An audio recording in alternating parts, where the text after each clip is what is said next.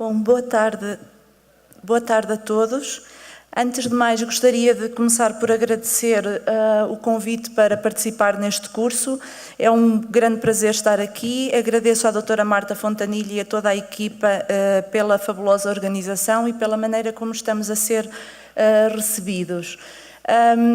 Eu vou tentar ser o mais breve possível para premiar o vosso esforço por aguentar tantas palestras e por este dia tão cansativo. Portanto, também tive o apoio do Dr. Carlos, que falou uma grande parte do que eu também iria focar aqui, e portanto vou conseguir adiantar um pouco a apresentação. Como já foi referido, eu venho também de Coimbra, o Dr. Hermínio já apresentou a cidade. Eu trabalho no grupo de Green and Sustainable Processes e hoje venho falar-vos um pouco sobre, não sei se vê-se mais ou menos, sobre polímeros condutores e no seu uso para aplicações biomédicas. Em primeiro lugar, o que são polímeros condutores? De uma forma muito geral, são polímeros que realizam uma determinada ação quando são estimulados por um estímulo elétrico externo. Existem duas grandes classes de polímeros condutores. Aqueles que são condutores de eletrões, aqui indicados neste lado, e os polímeros que são condutores de íons. Nesta primeira gama nós temos normalmente polímeros conjugados, que são aqueles que na sua estrutura são constituídos por ligações sigma normal e por ligações pi. O que é que acontece neste caso? Se nós doparmos este polímero, ou seja, se incluirmos uma molécula com capacidade de fornecer ou retirar um eletrão desta estrutura, aquilo que nós conseguimos é, imaginem retirar um eletrão desta ligação π, nós vamos conseguir que haja uma deslocalização dos eletrões através de toda a estrutura da cadeia do polímero. É mais ou menos o que se representa aqui. Portanto, com o doping, com a adição desta molécula, com capacidade de fornecer ou retirar um eletrão, nós vamos destabilizar tanto a nível de carga elétrica quanto a nível de estrutura a matriz do nosso polímero conjugado, formando aquilo que em inglês se chama um polaron e que tem a capacidade de se deslocar consoante a aplicação de um estímulo elétrico na extremidade do polímero. Eu tinha aqui um vídeo que facilitava a visualização, mas ele não está a funcionar. De qualquer forma, se tiverem curiosidade, podemos falar sobre isto mais tarde. Só para terem uma ideia, um polímero conjugado não dopado apresenta uma condutividade de cerca de 10-10 a 10-8 Siemens por segundo. Quando nós adicionamos o agente dopante, e reparem que esta adição pode ser em valores inferiores a 1%, nós podemos passar a condutividade deste tipo de materiais para cerca de 10-1 Siemens por segundo. Portanto, o aumento da condutividade é imenso. Nós vamos falar em seguida um pouco mais sobre as aplicações deste tipo de polímeros. Na outra gama, temos então os polímeros condutores, mas através da condução, da difusão de íons através da matriz do polímero. E neste caso existem ainda duas grandes classes. Numa primeira,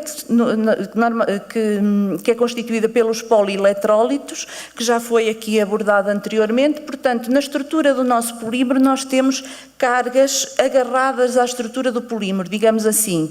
Podemos usar o polímero sozinho ou podemos conjugá-lo com outros com carga inversa, de modo a formar polieletrólitos. Aqui temos, por exemplo, o exemplo do NaFiOn, que tem uma carga negativa na extremidade, e nós podemos fazer a deslocalização de prótons através da estrutura do NaFiOn por aplicação de um estímulo elétrico. Num outro caso, teremos uma matriz de polímero que não tem cargas associadas, portanto o polímero não tem nenhuma carga iónica, mas nós podemos adicionar-lhes eletrólitos, portanto compostos com elevada condutividade elétrica, de modo a tornar o polímero condutor. Neste caso é normalmente também adicionado um plastificante ou agentes que façam separar ao máximo as cadeias do polímero, de modo a facilitar a difusão dos íons através da estrutura. Vamos também falar um pouco mais sobre estes materiais durante a apresentação. A importância deste tipo de polímeros justificou que o Prémio Nobel da Química no ano 2000 fosse entregue a estes 3 investigadores, 2 americanos e 1 japonês, pelo descobrimento e desenvolvimento de polímeros condutores. O que estes investigadores verificaram foi que o poliacetileno, quando dopado com iodo, aumentava a sua condutividade em cerca de 10 vezes. Desde essa altura, a investigação nesta área tem sido muito intensa. Estes polímeros condutores de eletrões são normalmente também chamados de polímeros intrinsecamente condutores, uma vez que a condução é devida à sua própria estrutura. E as suas vantagens são o facto de combinarem as vantagens ou apresentarem propriedades que são um intermédio entre as vantagens dos metais e dos polímeros, ou seja, eles apresentam elevada condutividade e boas propriedades ópticas com a flexibilidade de processamento e de síntese dos polímeros. Existem vários tipos de materiais condutores, os eletretos, os materiais piezoelétricos, fotovoltaicos e os polímeros condutores. O que acontece é que nestes 3 primeiros, a indução do estímulo não permite um controle tão fácil, uma vez que a condução é própria do próprio material. No caso dos polímeros condutores, pelo contrário, nós conseguimos ter um perfeito controle sobre, ou melhor, através do estímulo elétrico, nós conseguimos ter um excelente controle da atividade ou da reatividade do nosso polímero. Possuem também boas propriedades elétricas e ópticas, como já foi referido, alta condutividade, podem ser tornados biocompatíveis. Esta é uma questão que vamos falar um pouco mais à frente, que não é assim tão fácil. As suas propriedades podem ser melhoradas por adição de agentes externos e ainda por alterações externas de estímulos elétricos, de luz, pH, etc., inclusive após a síntese do material.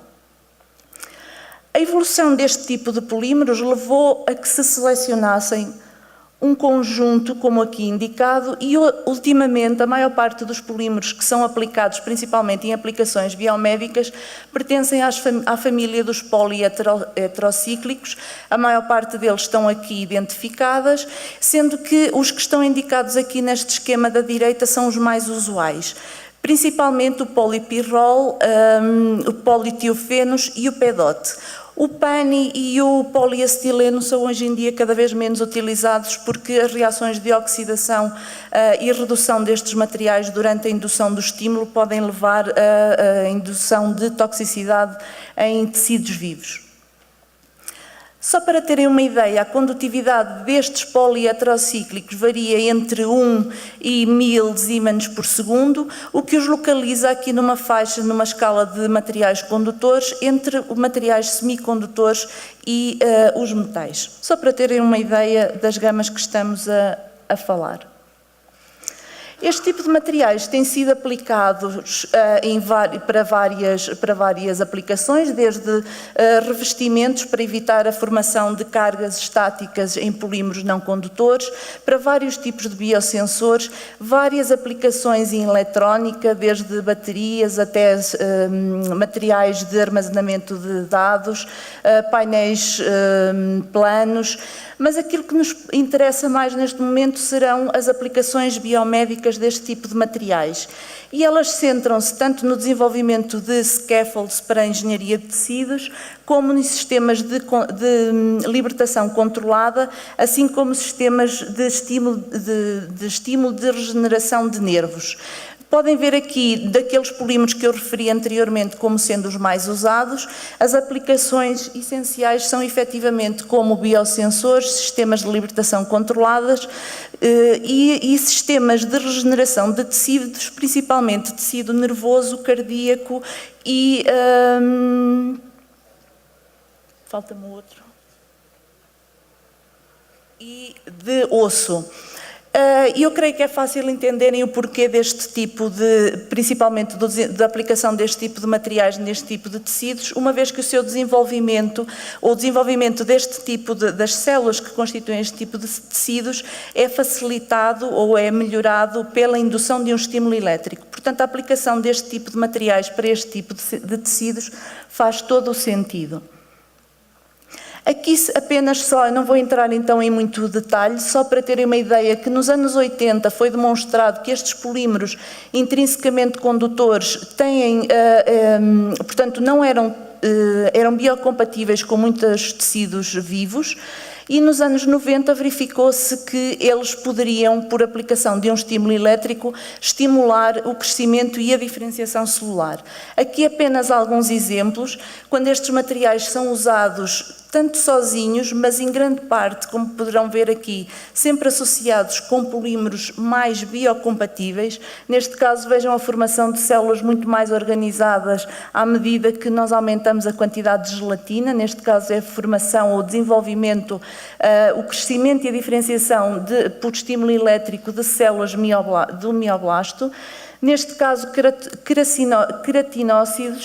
queratinócitos, por a aplicação, portanto, a diferenciação deste tipo de células quando é aplicado um estímulo elétrico ou quando não é, vejam diferentes formações celulares.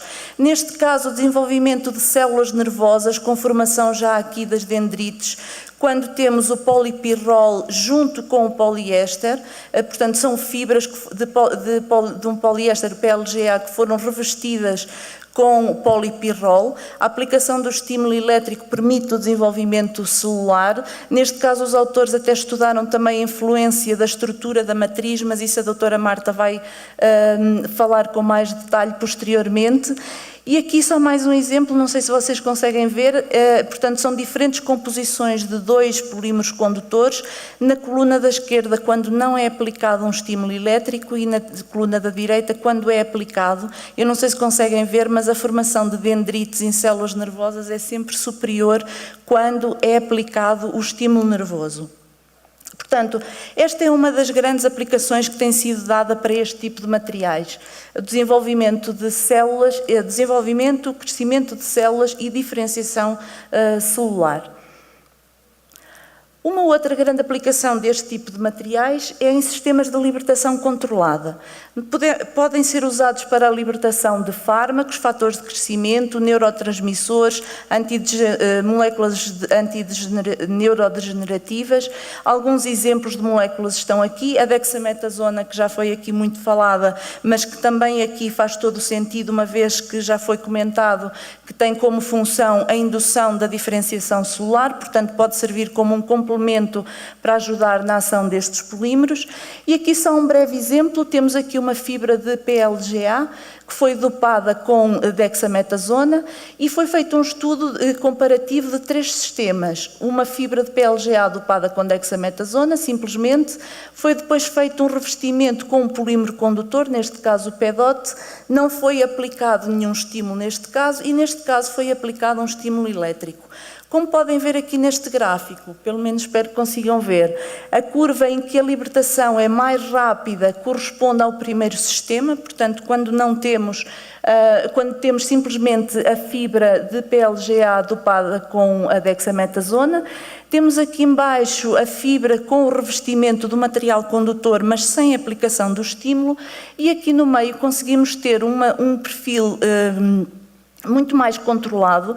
Portanto, com a aplicação de 5 estímulos elétricos, conseguimos identificar perfeitamente os momentos em que são aplicados esses estímulos e podemos perceber que, dependendo da intensidade do estímulo e da frequência do estímulo, nós podemos formatar, digamos assim, e otimizar esta curva, este perfil de libertação, de maneira mais eficiente para o sistema que quisermos estudar. Este tipo de materiais tem sido mais usado para a libertação de moléculas com carga, como podem entender, uma vez que o próprio polímero, por aplicação do estímulo, ao ser oxidado ou reduzido, passa a ter carga e, portanto, a incorporar de forma mais fácil moléculas também com carga. Existem outras maneiras de melhorar este tipo de sistemas, que é carregar o polímero também ele como uma molécula de carga contrária àquela que queremos libertar, de modo a estabilizar, por exemplo, a molécula dentro da matriz. Mas existem também formas de fazer a libertação de moléculas sem carga, porque senão estes sistemas ficariam muito mais limitados. Nesse caso, aquilo que se faz é a dopagem do polímero com um sal comum, por exemplo, o cloreto de lítio, E o que o estímulo elétrico vai fazer é induzir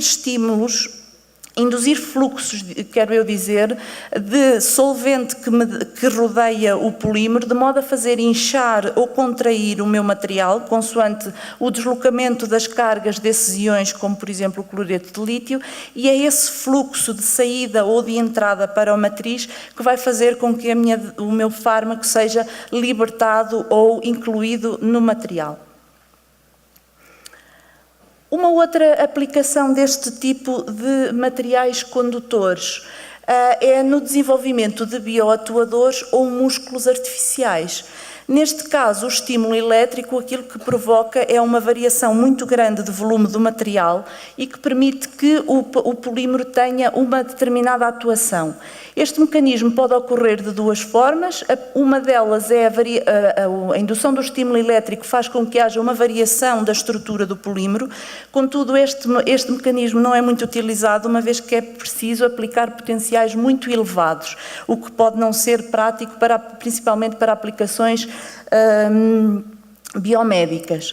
Assim, aquilo que se costuma fazer é abordar este segundo procedimento que tem a ver, tal como eu estava a dizer anteriormente, em jogar com diferentes gradientes osmóticos que fazem com que o polímero inche ou contraia, e é esse movimento ou é esse mecanismo que vai provocar a movimentação do material. Só um breve exemplo, temos aqui, por exemplo, um sistema composto por uma camada de polipirrol, uma camada de um polímero não condutor e outra camada do polipirrol, ou seja, do polímero condutor. Por aplicação de um estímulo elétrico, nós vamos induzir uma carga, neste caso o ânodo na esquerda, e o cátodo passa a ser o meu polímero condutor da direita.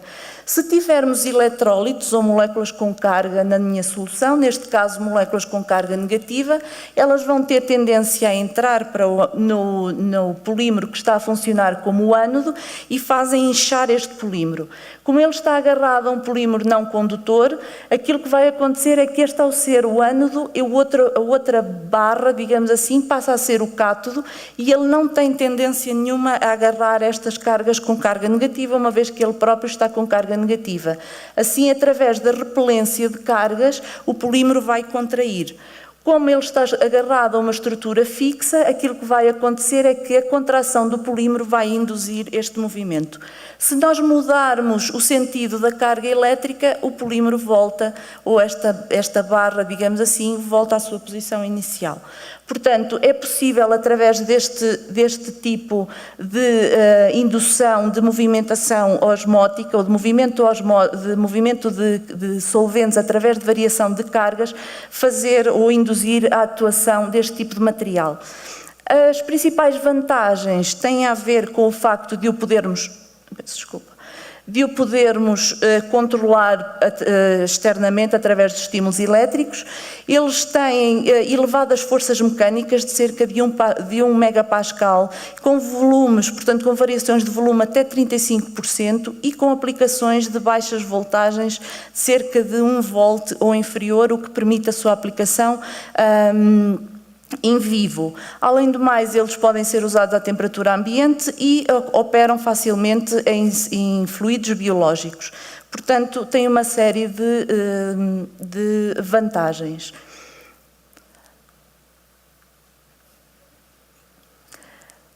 Sem dúvida que, por aquilo que eu disse assim de uma forma muito breve, estes sistemas são extremamente versáteis, eles podem ser otimizados quer durante a síntese polímero, quer durante a dopagem, quer durante a funcionalização, e desta forma nós conseguimos controlar as suas propriedades físico-químicas, assim como a aplicação que lhe vamos dar, podemos controlar também a biocompatibilidade do material e, portanto, teríamos sistemas bastante versáteis. Contudo, nunca tudo é positivo e eles apresentam ainda uma série de desvantagens que limitam um pouco a sua aplicação mais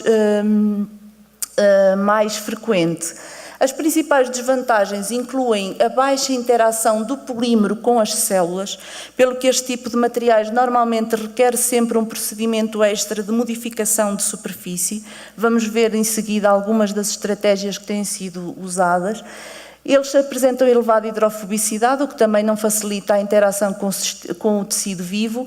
Também apresentam alguma dificuldade em termos de solubilidade, muitas vezes sendo necessária a utilização de solventes orgânicos, baixa estabilidade e baixa reprodutibilidade, baixa biodegradabilidade, e este é um dos principais fatores que limita o largo uso destes materiais, elevado custo, podem induzir fatores inflamatórios, têm um tempo de vida relativamente curto, uma vez que o polímero vai sentindo fadiga à medida que se vão aplicando ciclos de estímulo elétrico repetidos, e no caso dos atuadores, por exemplo, eles apresentam ainda atualmente um tempo de resposta demasiado lento para ter uma aplicação mais comum.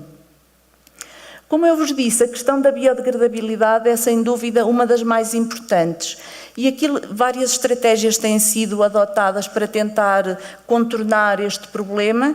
As principais são a conjugação, como vimos nos exemplos que eu vos mostrei muito brevemente, a conjugação deste tipo de polímeros condutores com materiais mais biocompatíveis e biodegradáveis.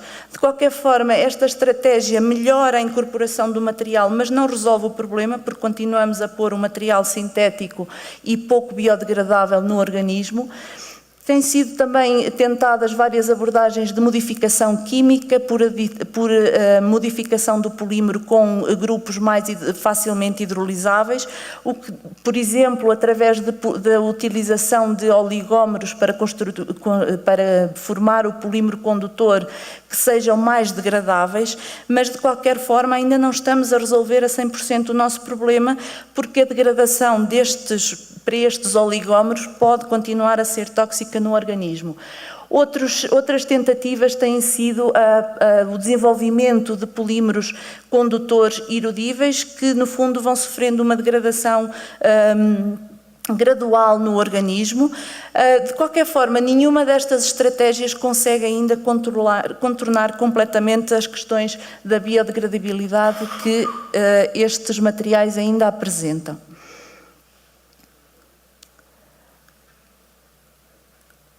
Uma segunda classe de materiais que eu vos falei era então a classe dos polímeros condutores de íons, no caso em que não temos, portanto, a nossa estrutura, a nossa matriz do nosso polímero não tem cargas iónicas. Portanto, neste caso, nós teremos que dopar o material com cargas elétricas, com compostos eletróliticos, com condutividade elétrica elevada, de modo a tornar-nos o nosso material condutor.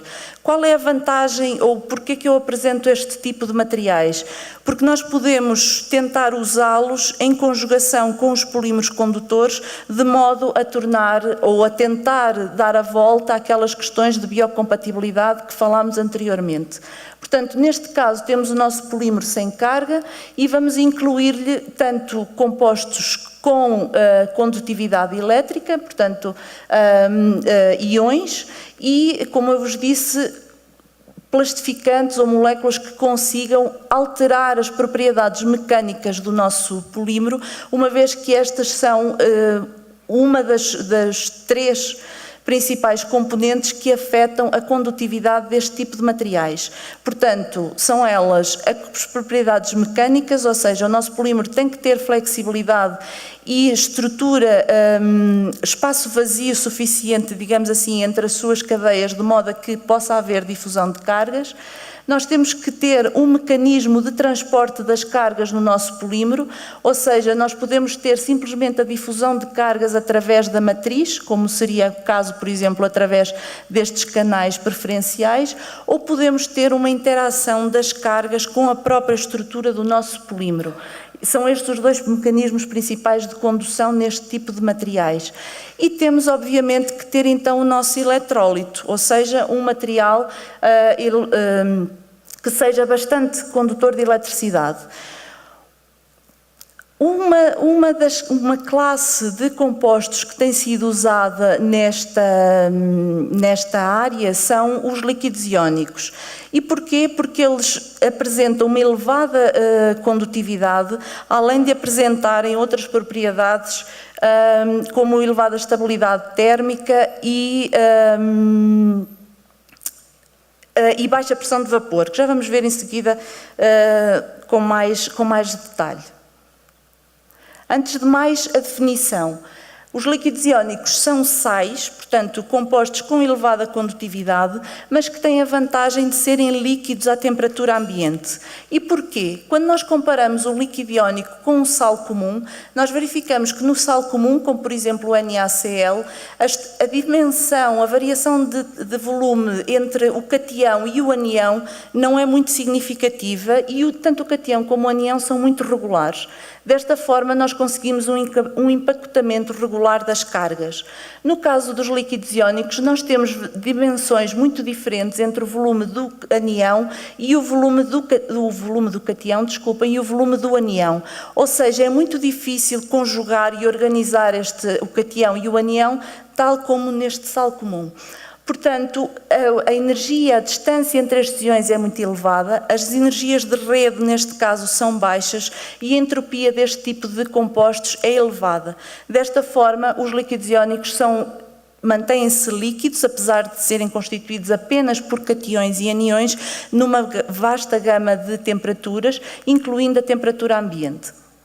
Uma das vantagens deste tipo de material e que tem sido uma das principais razões porque eles são apresentados como solventes verdes tem a ver com o facto das interações, por serem um composto iónico, as interações entre os cations e os aniões são bastante elevadas. Desta forma, a pressão de vapor destes compostos é muito baixa ou praticamente negligível. Outra grande vantagem deste tipo de compostos é a de sua diversidade.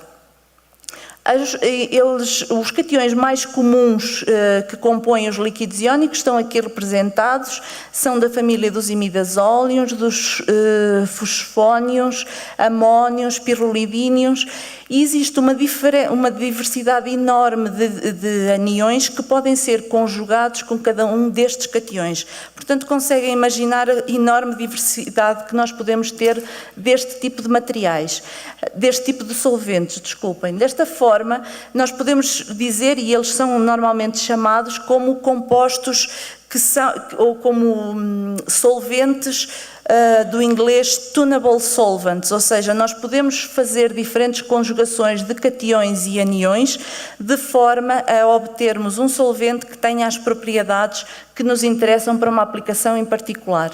Esta figura de baixo, simplesmente para vos mostrar que aqui era apenas um breve exemplo e que já teríamos bastantes combinações possíveis, mas imaginem que apenas deste líquido iónico da família dos imidazóleos nós podemos substituir o anião por diferentes tipos e acreditem que existem muitos mais. Este é só para vos dar uma ideia da grande diversidade de solventes que podemos obter.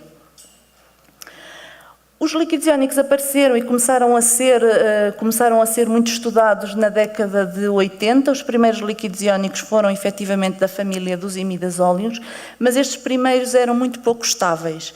Na década de 90 começaram a aparecer aniões, principalmente para conjugar com este cation imidazóleo, mas que eram muito mais estáveis, tanto no ar como em ambientes com mais umidade. Eles continuaram a evoluir. Eu apresentei aqui uma seta verde, não sei se vocês conseguem ver, porque apesar deles serem conhecidos como os solventes alternativos e solventes verdes, a questão é que muitas vezes a síntese destes materiais e a toxicidade que eles depois induzem quando são, por exemplo, libertados de um material ou são usados como solventes ou como diferentes aplicações, eles apresentam elevada toxicidade para determinados tipos de micro-organismos, plantas e mesmo células humanas. Portanto, tem havido uma grande preocupação ao longo do tempo e desde a apresentação dos primeiros líquidos iónicos no desenvolvimento de solventes cada vez mais biodegradáveis e até biocompatíveis. Nos anos, portanto, em 2000, no início dos anos 2000, começaram a surgir aquilo que foram chamados os Task Specific Ionic Liquids, ou seja, começou a haver a modificação da estrutura tanto do cátion como do anião, de forma a criar líquidos iónicos diferenciados que podiam permitir, por exemplo, a reação e a polimerização, a aumentar a hidrofobicidade, criar materiais anfifílicos em que o próprio cátion tem as duas cargas, portanto uma grande diversidade de materiais que aumentou também a aplicabilidade destes líquidos iónicos, que deixou de ser só como solventes e passou a ser como formação de polieletrólitos, por exemplo, polímeros só à base de líquidos iónicos, só para dar um exemplo rápido. Como eu vos disse, a preocupação tem sido cada vez mais crescente com a toxicidade e a biodegradabilidade dos líquidos iónicos agora nos últimos anos. E como podem ver, apesar de muitas vezes eles serem então apresentados como solventes verdes, nós vemos que em alguns casos, por exemplo aqui na família dos amónios, nós vemos ainda muitos compostos tóxicos representados aqui pelas barras vermelhas, alguns aqui na família dos imidazóleos. Já foram encontrados recentemente vários aniões que conseguem diminuir a toxicidade dos imidazóleos, que originalmente eram bastante tóxicos, e vemos aqui uma família que no fundo é um derivado dos amónios, família das colinas, que é aquela que apresenta maior número de barras verdes, digamos assim, precisamente porque esta é das famílias mais biocompatíveis e biodegradáveis de líquidos iónicos que existem.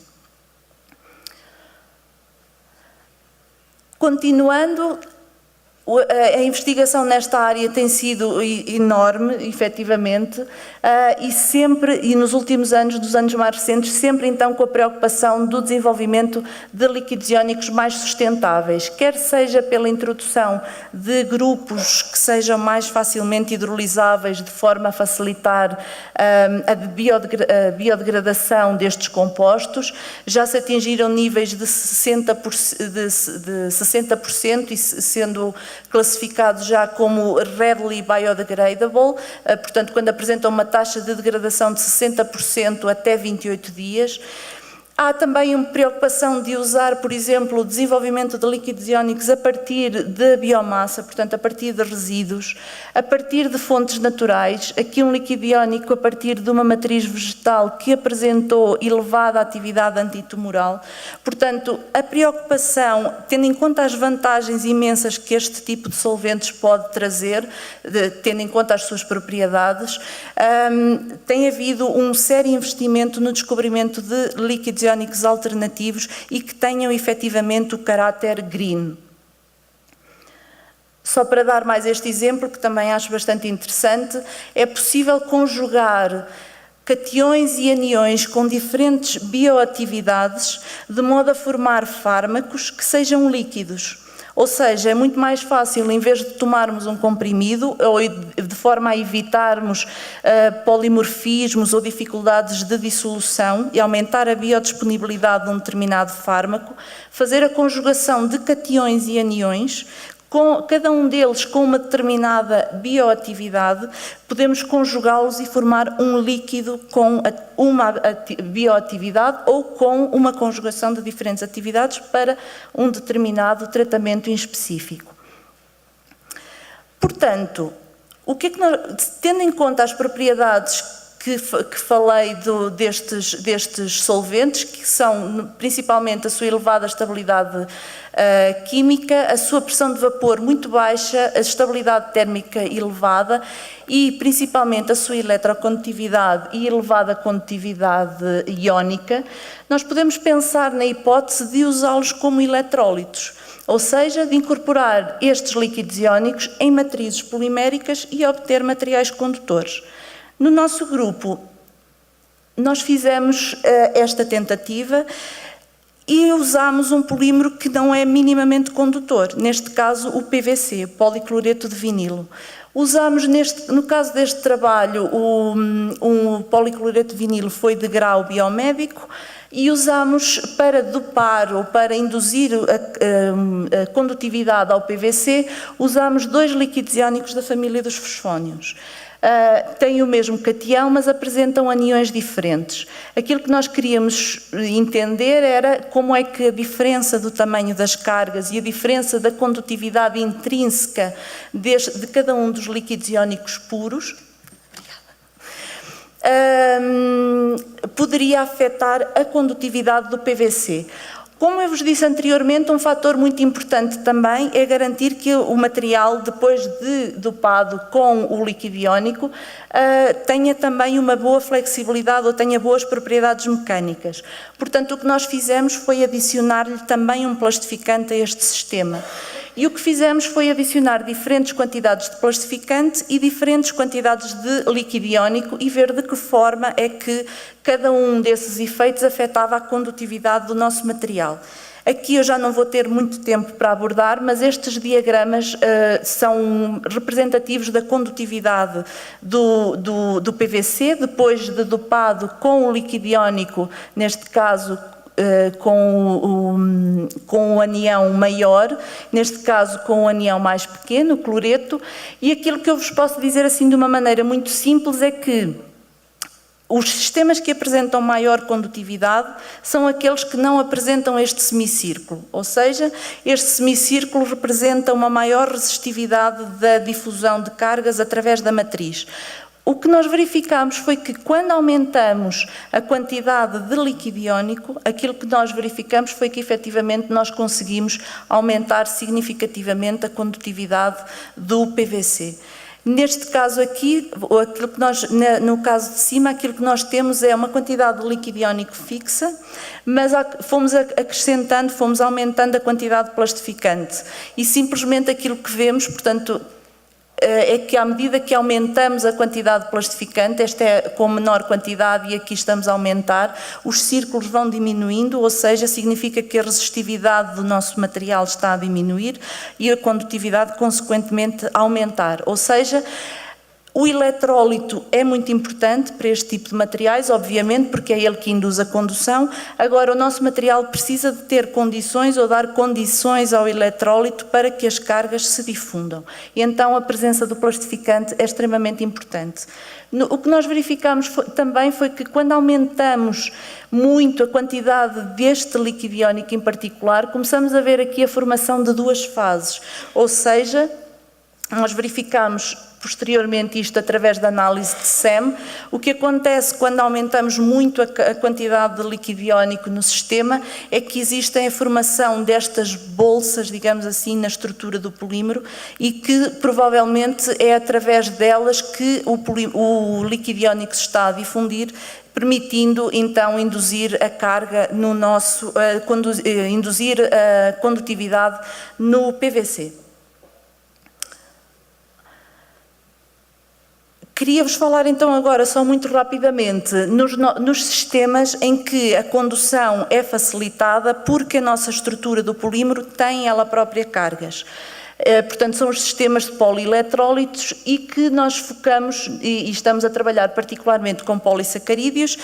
Felizmente já foi aqui abordado, portanto eu não preciso de referir novamente, só relembrar que no caso dos polieletrólitos nós podemos ter polieletrólitos carregados positivamente ou negativamente e eles são sensíveis a variações de pH, força iónica, também podem ser sensíveis a variações de temperatura ou concentração, estímulos magnéticos, etc., mas aqui neste caso teriam que ser modificados. Os estímulos mais normais neste tipo de polímeros são efetivamente a variação do pH, força iónica e o campo elétrico. E era neste caso que nós queríamos atuar. Eu não vou apresentar estes exemplos, são exemplos da literatura que mostram como o quitosano, que o Dr. Carlos já falou com bastante detalhe, tem sensibilidade tanto ao pH como à força iónica como ao estímulo elétrico. E aquilo que nós fizemos foi, ok, nós vamos ter o nosso quitosano, vamos dopá-lo com dexametasona e vamos ver de que forma é que a incorporação de líquidos iónicos vai afetar a condutividade do nosso material e a libertação deste fármaco carregado. Aquilo que nós verificamos foi que temos efetivamente um efeito do pH nesta matriz, do efeito do pH de libertação do meio, mas podemos verificar que existe também um efeito reticulante do líquido iónico neste sistema, uma vez que o perfil de libertação, consoante o pH, não coincide com aquele que seria esperado, uma vez que a pHs mais ácidos, o quitosano é esperado de libertar mais fármaco do que no caso dos pHs mais básicos. Portanto, temos a indução de reticulação e de atraso, digamos assim, de fixação do nosso fármaco, da dexametasona, na estrutura do polímero, o que permite que, juntamente com o pH, nós consigamos controlar melhor a libertação deste fármaco, desta matriz. O que nós verificamos também foi que, aumentando a quantidade de líquido iónico, nós, outra vez, portanto, temos aqui, para baixas quantidades, temos ainda alguma resistência do quitosano à transferência de carga elétrica, mas quando aumentamos a quantidade de líquido iónico, passamos a ter um sistema difusivo, ou seja, verificamos que o aumento da quantidade de líquido iónico efetivamente torna o nosso material mais condutor. Aqui seria apenas para chamar a atenção de uma questão importante, que neste caso o que nós verificamos foi que os sistemas eram extremamente dependentes da acidez do meio, ou seja, a condução era mais elevada em sistemas mais acídicos. Isto poderia trazer um problema quando nós estamos a querer ou a desenvolver materiais para aplicações in vivo, porque o nosso objetivo seria aplicar agora este estímulo elétrico a estes sistemas de libertação e ver de que forma é que já temos o controle do pH, já temos o controle da reticulação extra do líquido iónico. Vamos ver agora de que forma é que a indução do estímulo elétrico, por termos um material condutor, nos vai permitir controlar melhor estes perfis. De qualquer forma, e como verificamos que os sistemas eram extremamente dependentes do pH do meio, o que nós resolvemos fazer, entretanto, vamos experimentar então neutralizar parte das cargas do quitosano com a adição de um polielettrólito de carga negativa, neste caso foi a pectina. Vamos dopá-lo também com um líquido iónico, neste caso foi apenas com este líquido iónico, portanto, com a choline chloride, e aquilo que nós verificamos foi que nós obtivemos perfis de libertação, de inchamento diferente e diferentes do esperado, ou melhor, quando nós aumentamos a quantidade de líquido iónico no nosso sistema, temos perfis de swelling diferenciados, consoante a quantidade de líquido iónico que adicionamos na matriz. Aqui temos o composto polielettrólito sem líquido iónico, aqui com 20% em relação à quantidade de polímero e aqui com maior quantidade de líquido iónico. Aquilo que nós verificamos foi que, ao adicionarmos diferentes quantidades de líquido iónico, podemos ter diferentes perfis de inchamento em diferentes meios, que foram a água, pH ácido, básico e neutro. E o que verificamos foi que a libertação também da dexametasona em diferentes meios e para os mesmos sistemas é diferenciada também, consoante o pH, consoante o nosso material, e o que verificamos é que não segue as tendências de swelling, ou seja, significa que a libertação não é simplesmente dependente apenas do grau de inchamento do polímero. Também verificamos que, dependente do pH, nós vamos ter mais ou menos níveis de reticulação. Infelizmente eu não consigo entrar agora em muito mais detalhe. Fizemos também análise das propriedades termomecânicas dos materiais com diferentes quantidades de líquido iónico. Aquilo que nós verificamos foi que há efetivamente uma variação, uma alteração da estrutura do nosso material quando nós incluímos o líquido iónico. Queremos agora estudar melhor então efetivamente quais são as possibilidades de reticulação, sejam elas em termos iónicos ou em termos de estabelecimento de pontos de hidrogênio do líquido iónico com a nossa matriz. Também verificamos um aumento da resistência do nosso material à medida que aumentamos a quantidade de líquido iónico. E agora, para finalizar, verificamos também que estes materiais, quando aumentamos a quantidade de líquido iónico, se tornam mais condutores.